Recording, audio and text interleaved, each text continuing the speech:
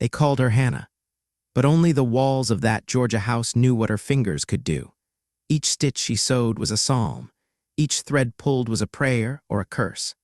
Who was she, this black woman with the quiet eyes, who sewed in silence while the White House rose with laughter above her sorrow? They gave her scraps and needles. She gave them garments and a future stitched with judgment. What does it mean to resist when your name is not written in the books of war? When your hands are bound by thread instead of chains, when your vengeance must be silent, hidden inside seams, buried in cloth, like a serpent waiting to strike in satin. They gave her no sword, so she turned the bridal veil into a battlefield.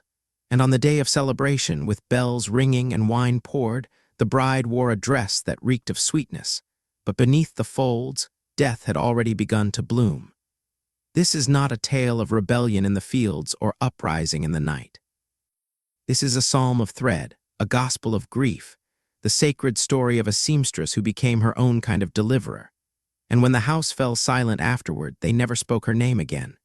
But the hem she sewed still whispers. What does a child know of war? She is born into silence, into thread, into the soft ache of things left unsaid.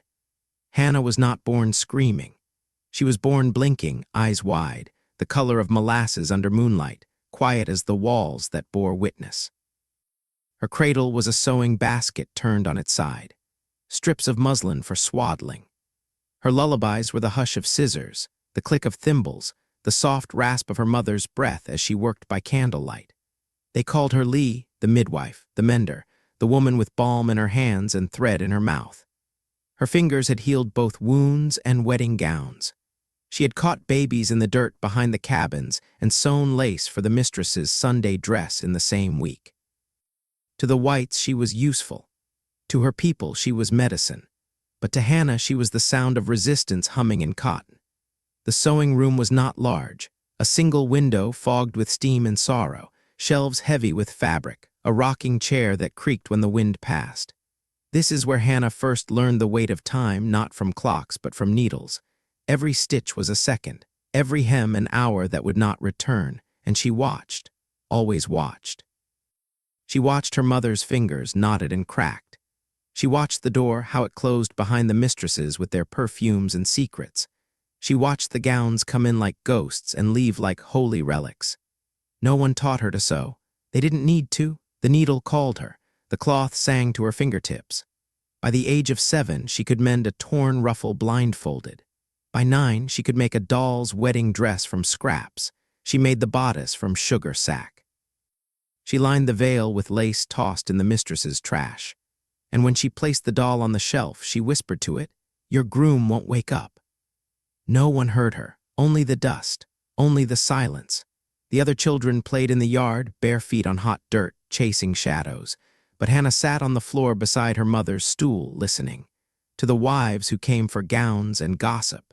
To the way they said names like sugar but meant them like salt. To the way they laughed about husbands who strayed and maids who disappeared. She heard the story of a girl named Bessie who'd bled too long after birthing a child that wasn't her husband's. She heard the mistress say, "That girl was never quite right anyway." She learned that truth wore perfume, that cruelty could smile. In that room behind that door, Hannah stitched more than garments. She stitched understanding. She stitched anger she did not yet name. She stitched grief into doll skirts until grief became pattern. The sewing room was her church, not the white chapel down the road, but the chapel of cloth and memory. There was a Bible in the corner. Her mother read to her soft, breathless psalms. "Deliver me from mine enemies, O God. Hide me under the shadow of thy wings." And Hannah, with thread between her fingers, thought to herself, what if God hides in seams? What if freedom begins in quiet? Not in uprising, not in fire, but in the pause before the cut, the breath before the stitch. The day her mother pricked her finger and blood touched silk, the mistress struck her. Hard, not out of rage, but disgust. "You'll stain the ivory," she said, as if Lee were rust. Hannah saw it, the tremble in her mother's lip, the way she kept sewing anyway, the way she stitched faster, fiercer. That night Hannah did not sleep. She sat beneath the work table, clutching a scrap of lace. She held it like a scripture. She whispered, "They don't see us, but their dresses do." And in her child's mind a strange vision bloomed. of a woman standing tall, draped in silk that bit like a snake. She did not yet know the word vengeance, but she knew the sound of cloth that whispered back. She stayed in that room for most of her days. When she wasn't washing or fetching, she was sewing, listening, waiting. There was no scream, no escape. Just the sound of a girl becoming a shadow, becoming a hymn of hands and thread, becoming the silence behind every celebration. And behind that door, the one that never fully closed, the child who would one day sow death was learning to make beauty from nothing. But not all beauty is harmless, and not all thread is clean. In the quiet hum of her stitches, the house never noticed the hum of her thoughts, the stories she told herself beneath her breath, the names she repeated in silence of those who laughed while her mother bled, of those who would wear her work and never know it held something more, not love, not praise, but memory, and maybe one day justice. They said she was clever, the mistresses, the guests, the women with gloved hands and pearl earrings. They tilted their heads and watched her fingers fly, thread sliding swift as a whisper, fabric folding beneath her like water. "Look at her sew," they said, as if she were born with the needle in her hand. "She must be gifted. She learns fast. She's quiet, good."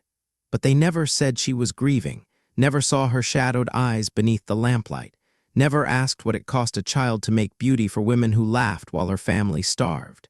She was 12 when she stitched her first corset. Mistress said it must be tight, beauty requires pain.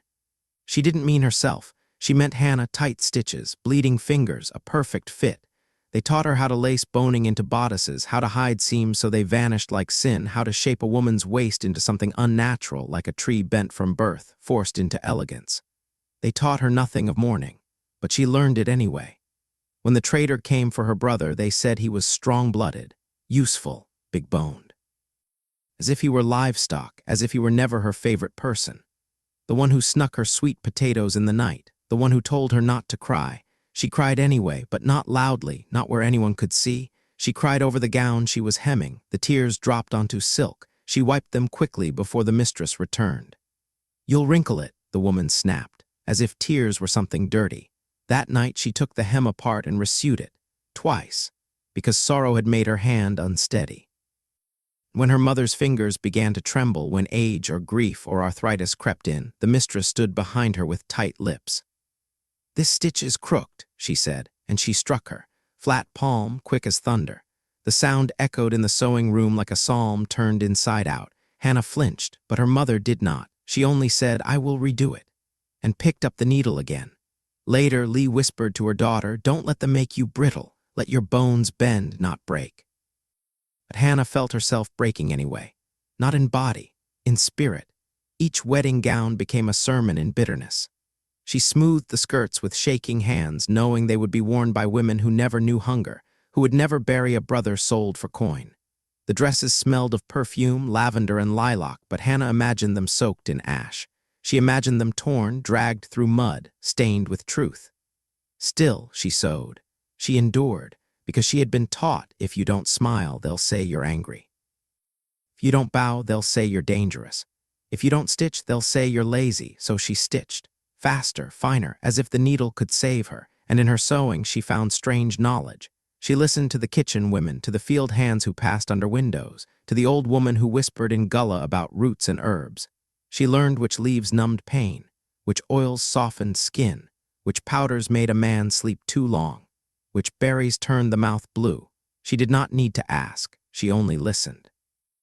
The same way she learned to sew, she learned the quiet language of vengeance. She stitched it into linings, not poison, not yet, but the memory of what could be. She made a sash once for a mistress's cousin.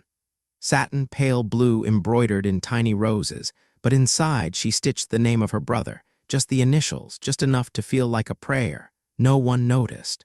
No one ever noticed what lived beneath the surface. They taught her how to pleat and pucker, how to measure busts and waists, how to fix tears with invisible thread, but they never taught her how to survive heartbreak.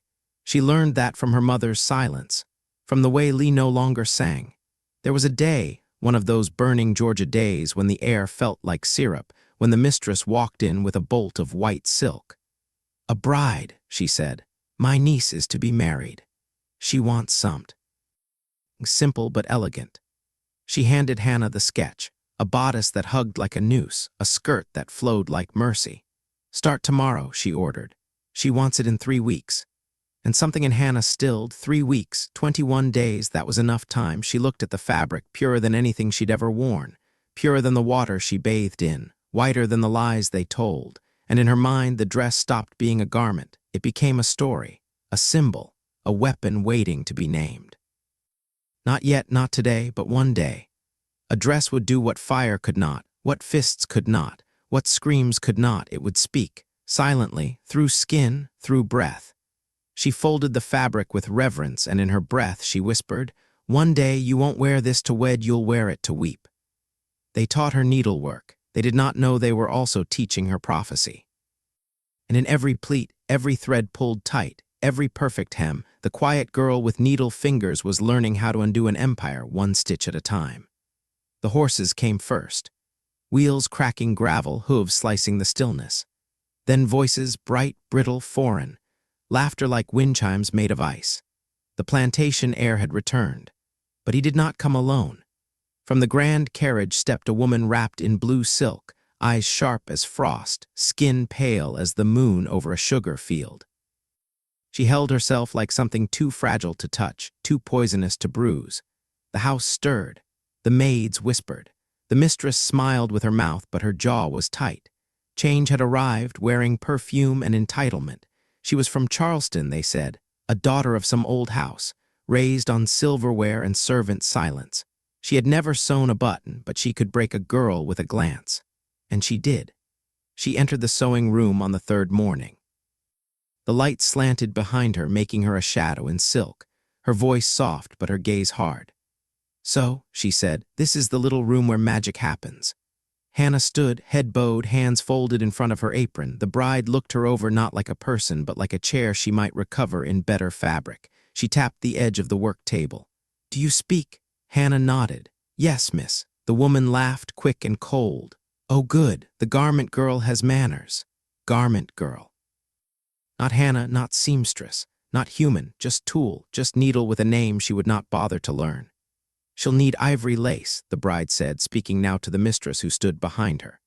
"No yellowing, no mistakes, and don't let her breathe on the bodice. The fabric must remain pure." Hannah said nothing.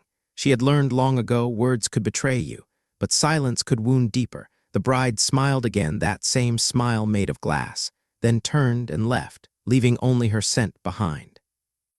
Orange, blossom, and vinegar. That night Hannah did not sleep.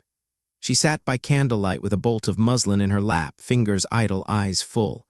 The woman had not struck her, had not cursed her, but she had erased her. She had called her nothing, not with cruelty, but with ease, with the comfort of someone who believed herself eternal and everyone else expendable. And that was the sharpest blade. The next morning, work began.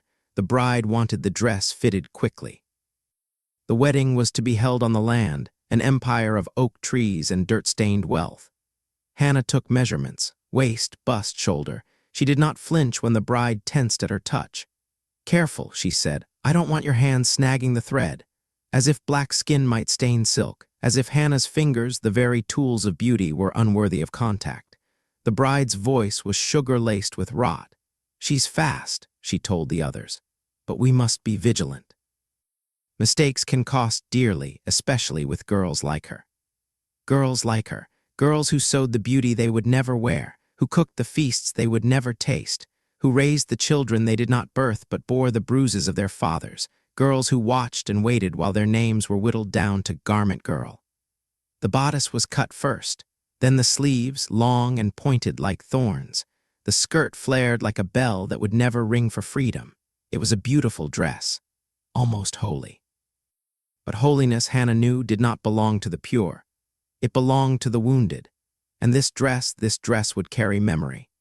She began to whisper over the cloth, not prayers, not curses, just names, the names of women forgot, of girls taken, of mothers silenced. She whispered them as she threaded her needle, as she pulled lace tight, as she stitched trim into skin, and the dress began to change, not in shape, but in spirit.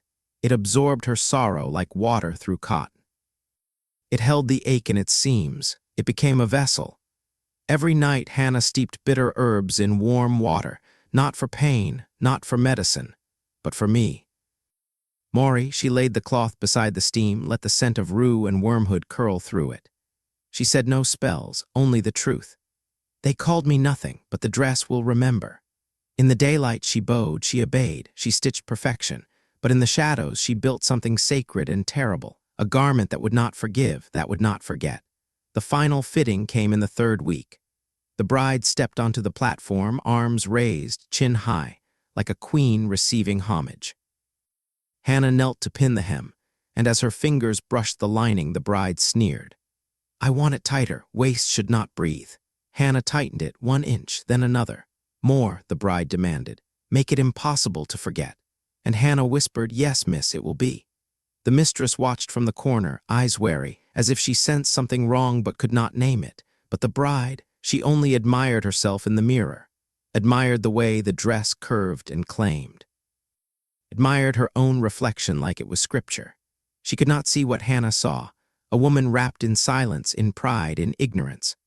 A woman walking toward her altar with a garment of ghosts upon her skin. The fitting ended. The dress was folded, wrapped in linen, laid in the cedar chest. The bride patted Hannah's shoulder with 2 fingers, like one might touch a dog that had performed well. "You're useful," she said, then left. And Hannah stood alone in the sewing room, the sun setting through the single window, the air thick with sweat and something unsaid. She touched the cedar chest, the dress inside, waiting, breathing, and she whispered, "They will never call me nothing again." Some poisons do not burn, some do not scream. They do not announce themselves with agony. They whisper, they slow the blood, they still the breath. They begin like sorrow, soft at first, then impossible to stop. There was an old woman on the edge of the quarters, a midwife-turned-root woman called Auntie Wren. She walked with a limp and carried knowledge no one wrote down. She spoke in half-words, in humming sounds. She planted things no one touched, hung strange bundles from her rafters, bitter herbs, snake skins, feathers dipped in ash. And the white folks, for all their power, never crossed her porch. Hannah remembered her, remembered the days when her mother whispered, "Go fetch the gray leaves from Miss Wren, not the green. Gray means the death is gentle." Hannah had watched her stir oils into jars, had watched her mash roots with the edge of a stone, had watched her pray with her back turned to the world. She did not understand then. But now, in the quiet of the sewing room, with the bodice laid open like a body to be healed or harmed, she remembered. And she began to gather. She did not run, did not sneak. She moved like a shadow that belonged, because she did. She knew the house better than the mistress did. She knew where the mint grew wild behind the cookhouse, where the rosemary thickened in the sun near the graves. And at night, when the house slept under a sky that held no mercy, Hannah took what she needed: wormwood, rue, oleander leaf, dried, powdered, hidden in a kerchief, a dab of foxglove resin stolen from the edge of a medicine drawer, and oil, the good kind, thick and golden, used only on the mistress's face. She did not speak. She sang soft psalms beneath her breath, not to calm herself, not to plead for forgiveness, but to focus, to anoint. "Deliver me, O Lord, from the evil man, preserve me from the violent." Each line was a measure, each verse a warning, and as she sang, she mixed. She stirred the herbs into oil with the end of a carved spoon, folded the powder into beeswax, crushed berries into dye to hide what should not be seen. She was not making death, not directly. She was making something sacred, a silence that would live inside fabric, a consequence soaked into the hem. The bodice came first. She turned it inside out, laid it across her knees, and dipped her fingers into the softened mixture. Just a touch, just enough. She rubbed it along the inner lining beneath the silk, where skin would press and rub and absorb. Not enough to kill in an hour, that would be too simple, too loud. This death would take days, a fever that bloomed without warning, a burning that medicine could not quench, the kind of death that felt like punishment, but left no evidence, because some poisons don't scream, they kneel. She moved carefully, each application a prayer, each fold sealed with breath. She worked at night, by candlelight, with the Psalms open on the table beside her, not as scripture, but as spell. She was not reading, she was weaving. Let their way be dark and slippery, and let the angel of the Lord persecute them. She dipped a comb in the mixture and dragged it gently across the underarm seam where sweat would gather. Where the skin was tender, she touched the collarbones with a fingertip soaked in. Just a trace like anointing a priestess. And then the skirt, the lace, the train, all untouched, because the outside must remain pure, because holiness is always judged by what it looks like, not what it holds. On the third night, she wrapped the dress in linen, not to protect it, but to preserve its power. She tied it with 3 knots, one for her brother, one for her mother, one for the name she no longer answered to. She placed the dress in the cedar chest. Let the wood soak in the scent of coming ruin. Then she sat on the floor, legs folded beneath her, hands trembling not with fear but with stillness, with knowing. She had done something irreversible, but not wicked, not to her. This was not murder. This was a reckoning. She thought of the bride, of her voice like vinegar, of the way she touched nothing but wanted everything clean. And Hannah whispered, "You'll wear it, and it will wear you." She hummed again. The same funeral hymn her mother once sang for a baby who never breathed. Low and soft, full of breath that curled like steam above a basin. In the corners of the room, the shadows did not move. They watched, they waited, and the psalms remained open, face down on the table, pages curled like a sleeping hand. There are days that do not end. They echo, they stain, they breathe long after the sun has gone. And on that morning, the day of the fitting, even the sky seemed to hold its breath. It was hot, not the usual southern heat, but a smothering hush, as if the very trees were holding something secret. The house bustled. The white women moved like birds preparing a nest, ribbons here, pearls there, chatter rising in the hallways like wind against windows. In the sewing room, Hannah stood before the cedar chest. She did not open it quickly. She placed her hand on the lid and let the quiet fill her palms. Inside was the dress, the one that had listened to her psalms, the one that carried bitter oils in its seams and silence folded into its hem. She did not smile. She did not cry. She just opened it slowly like a holy text and lifted the gown into her arms. It was heavier than she remembered, not in fabric, in meaning, like it knew what it was about to do. The bride arrived just before noon. 2 maids followed her like shadows. Her hair was pinned high.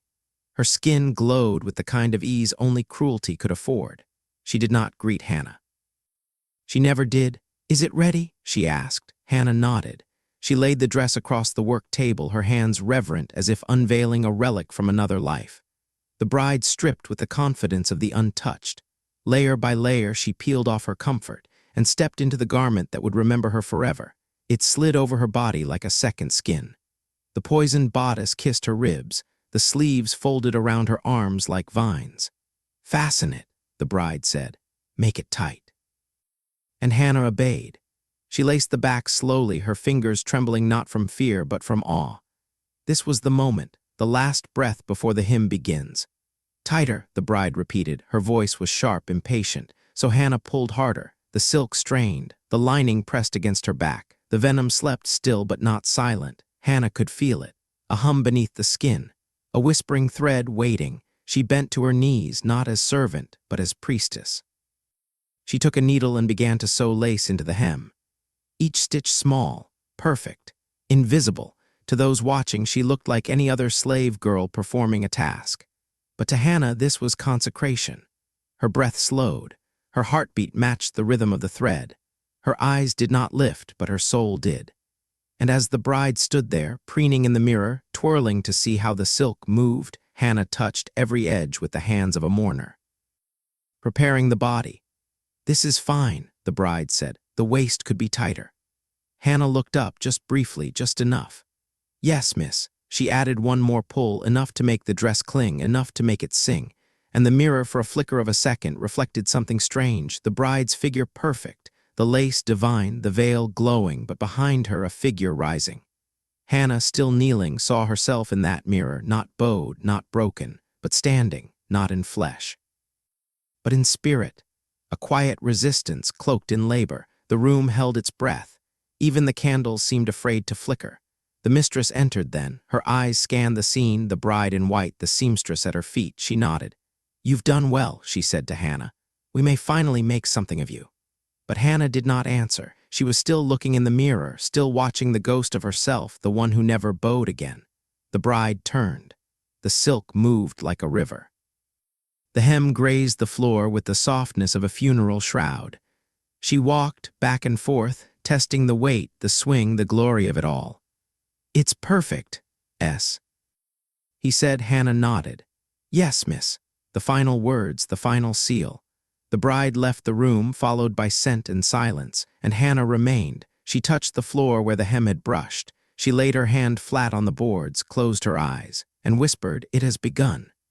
The day came dressed in gold. Sunlight spilled across the cotton fields like spilled honey. The air was thick with perfume and heat. And the White House stood proud, its columns gleaming, its windows wide-eyed, its belly full of lies dressed as lace. A wedding, not a union, but a performance. The mistress was radiant in powder and pearls. The groom wore a suit cut sharp like his chin. And the bride came down the stairs slow, held on either side like royalty birthed from dust. The guests rose, chairs creaked, fans fluttered, parasols twirled like white halos in the sun. Music began, violins shrill with cheer. The petals scattered ahead of her path were from roses cut that morning, sharp with scent, soft with death. And behind the trees, beneath the shade, stood Hannah. She did not blink, she did not breathe deeply, she only watched. The dress shimmered under God's light, ivory stitched with grief, lined with judgment. The veil caught the breeze, a ghost of cloth, floating like a spirit summoned. The bride walked slowly, graceful, divine, and no one noticed. No one saw the thin sweat rising beneath her veil. The way her fingers twitched when she reached for her bouquet, the slight buckle of her left knee.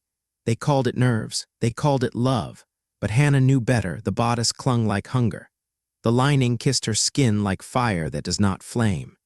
And as the priest began to speak, Hannah closed her eyes. She could hear it, not the words, but the silence underneath them. She had dreamed this moment, not the vows, not the rings, but the tremble, the holy unraveling.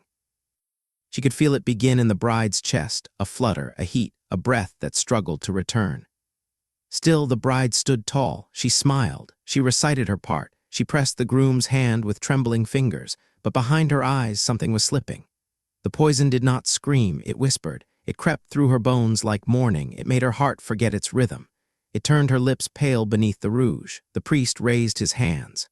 "Do you take?" The bride swayed. Gasps broke like glass. Fans froze midair. And the veil, the sacred veil, dropped from her head as she crumpled, first to her knees, then forward, face against the earth she thought she owned. A wail, a cry, the groom's hands fumbling, guests rushing, the mistress shouting for water, for help, for God. And through it all, Hannah did not move. She stood beneath the oak tree, in the shadow, in the hush, unseen, unbothered, unbroken. She did not smile, she did not weep. The veil rolled in the dust like a serpent shed of skin. And the dress, that beautiful, cursed dress, clung to the bride like a second death. The voices rose into screams. The bride convulsed, then stilled. And Hannah whispered softly to no one, "Now she knows what it means to wear my grief." The priest dropped his book. The groom shook her. The mistress sobbed as if sorrow were new. But Hannah, she turned. She walked back toward the house, not quickly, not hidden. She did not run. The wind picked up, lifting dust into the air, covering tracks. And behind her, they did not call her name, because they had never truly known it. The house did not mourn like it once laughed. 3 days passed, and with each sun the walls grew quieter. Not empty, not yet, but choked, as if the air itself had turned to linen. The bride lay in the upstairs chamber, the one with lace curtains and a vanity mirror that no longer reflected pride. They kept her in white, not the dress, not that one. That gown had been stripped from her in haste, peeled away when her body began to twist and burn. But even now, wrapped in soft sheets and perfumed cloth, she did not look like a bride. She looked like a question that no one wanted to ask aloud. Some said it was fever, some said it was a bad spirit, some said the heat had finally broken her, but not one dared whisper the word poison. Not in the parlor, not on the porch, not over tea. Because to speak it was to name something sacred and terrible, and to name it was to follow it home. The mistress sat beside her bed. For hours, days, mouth tight, eyes red but dry, she did not scream, she did not faint.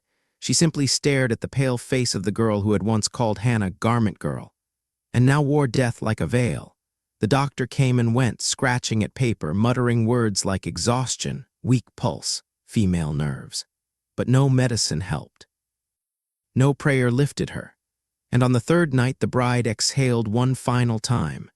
No drama, no sound, just breath leaving quietly as if ashamed to stay.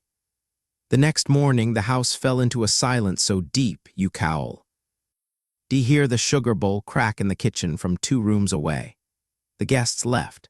The chairs were folded, the altar broken down, and in the attic in the furthest corner they hung the dress.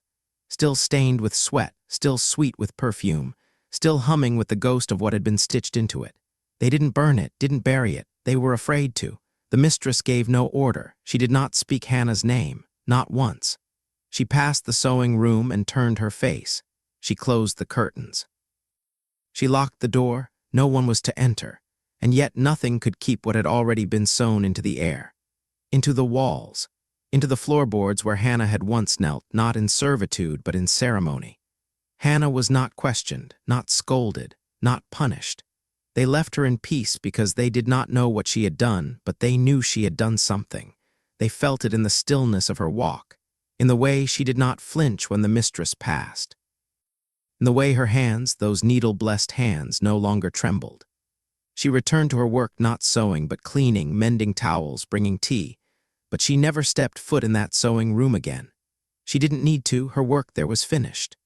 Her final stitch had been made, not in thread but in consequence, and the house, that proud white house with its grand porch and hollow rooms, began to decay, not with rot but with memory. The servants moved quieter. The laughter never returned. The music box on the piano broke and was never fixed. And upstairs in the attic the dress waited. No one dared touch it. The maid who was sent to fold it refused.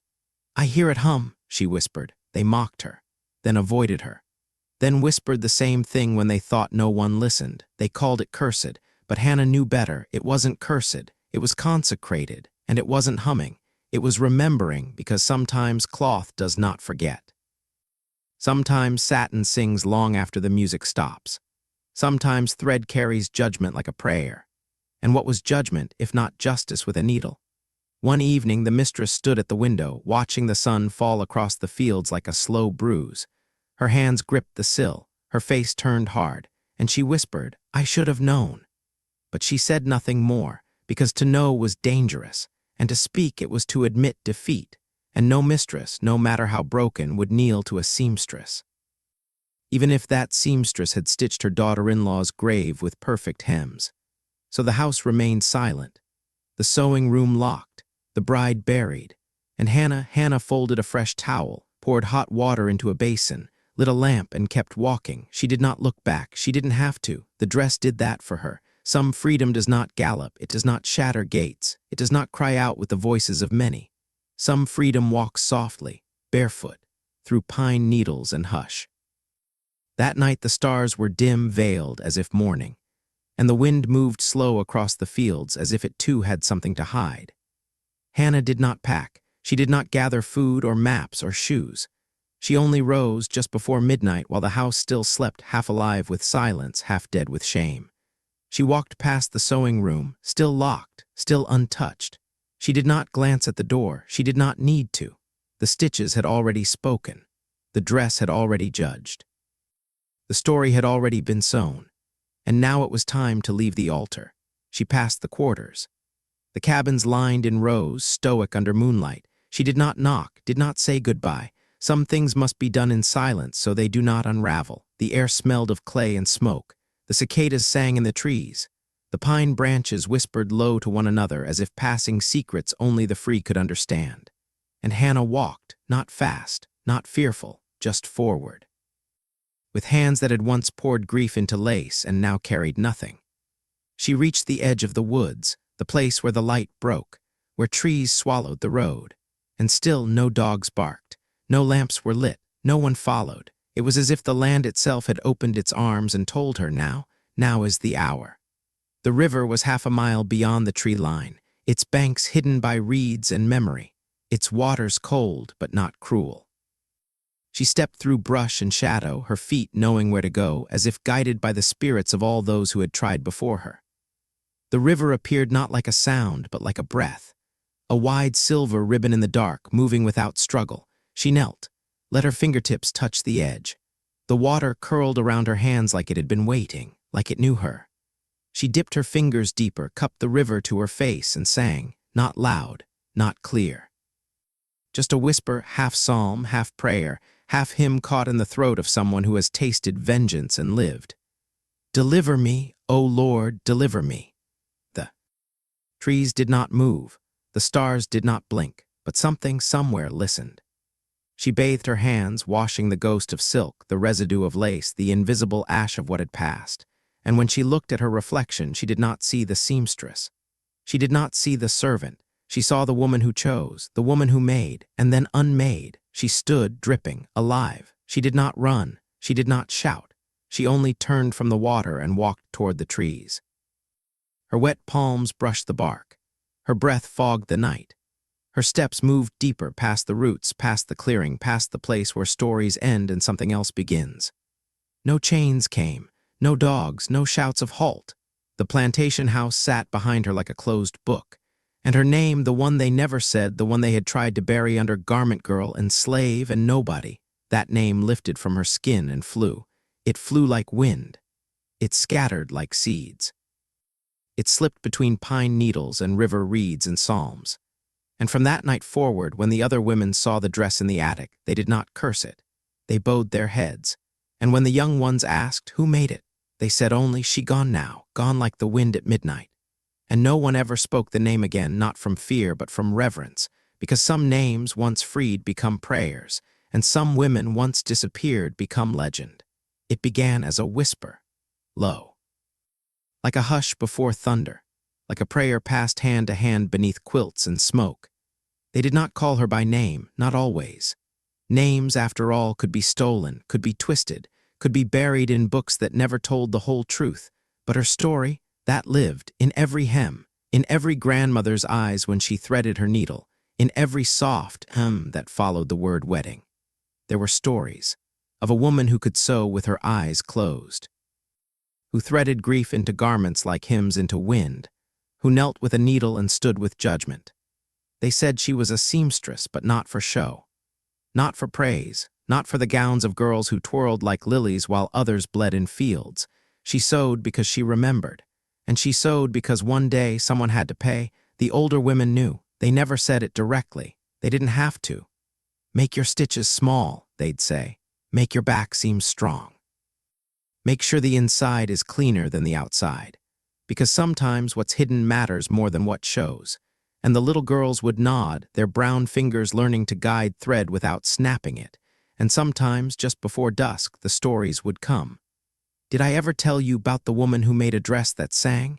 She didn't make it with thread, she made it with memory. She made it with silence. She made it with sorrow dipped in oil. The girls would lean closer. They knew this wasn't a ghost story. This was scripture, southern, sacred, spoken.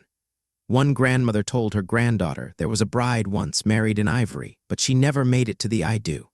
Why? The girl asked, and the grandmother smiled, but not with her mouth, just her eyes. She wore the wrong seam. Sometimes the older women would pause mid-stitch, hands still, eyes far, like they were remembering something they didn't live but carried anyway. A weight passed down, not of sorrow alone, but of purpose. Because what Hannah did, what she was, did not end with her. It became ritual. Every black seamstress from Georgia to Mississippi knew to keep a pocket of rue. Not to use, just to remember. Knew to sew facing the door. Knew to never let the lace fall on the floor, because the thread remembered. The cloth held breath. The bodice might carry more than a figure, it might carry history. And every granddaughter, even if she never heard the full tale, knew enough. Knew that sewing was not just about beauty. It was about survival, about power in quiet form, about what a woman could do when she had nothing and chose not to remain nothing. The name Hannah was whispered on porches, in corners, over steaming pots of collard, while pinning baptismal gowns. She walked away, you know, didn't look back once. They say the wind never touched her dress again. They say the bride started coughing the night of the fitting. They say the veil smelled sweet, too sweet.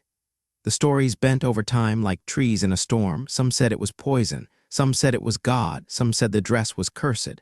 Some said the river took her away like Moses, cradled in reeds. But no one said murder, they said justice.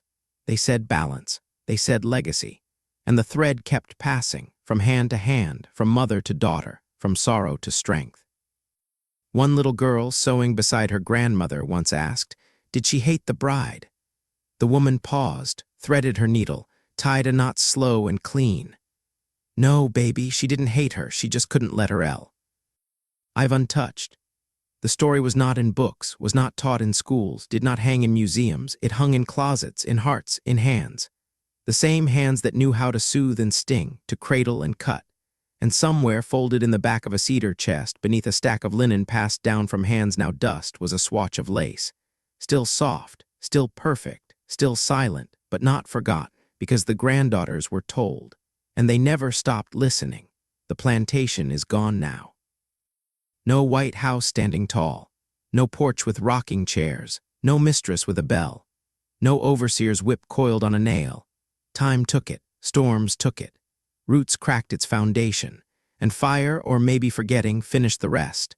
But something stayed, not brick, not board, not dress, something quieter, something folded into memory like a hem stitched tight beneath the weight of silence.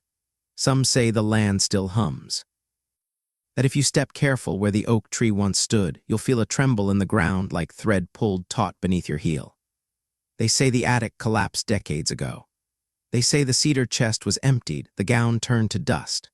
Moths found it, time devoured it, but the story, that lives because stories don't rot, not when they're stitched into the blood, not when they're sung at the stove or whispered behind doors or tucked into braids.